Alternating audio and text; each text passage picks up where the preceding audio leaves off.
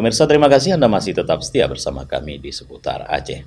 Pemirsa, penjabat Ketua Tim Penggerak PKK Aceh, Ayu Marzuki, dan Ketua Dharma Wanita Persatuan DWP Aceh, Melani Bustami, menghadiri acara Malam Pengobatan Inong Aceh 2023 di Gedung Balai Mesraya Aceh, Jumat 29 September 2023 malam.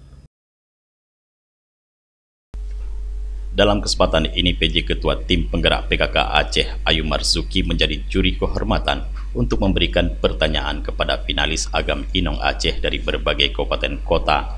Para duta wisata tersebut diuji kemampuannya baik dari segi pariwisata, kebudayaan, bahasa, ekonomi, dan wawasan daerah hingga global. Adapun Agam Inong Aceh 2023 dinobatkan adalah Wima Al-Fatan dari Kabupaten Aceh Singkil sebagai juara Agam Aceh, dan Raisa Al-Madea Irham dari Kabupaten Aceh Barat Daya sebagai juara Inong Aceh.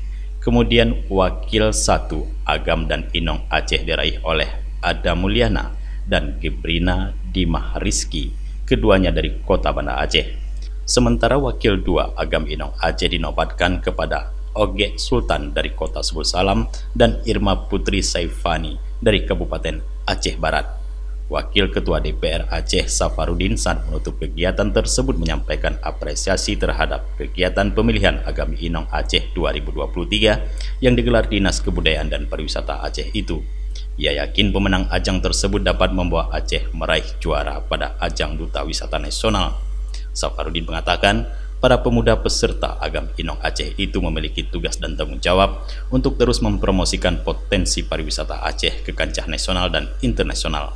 Apalagi pengembangan wisata menjadi salah satu upaya pemerintah Aceh untuk mendongkrak ekonomi.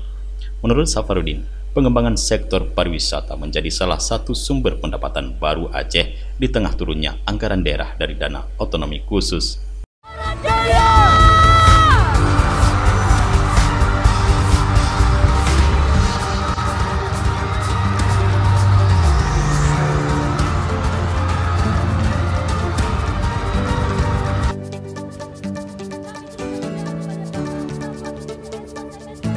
Di Banda Aceh, Tim Liputan Aceh TV melaporkan.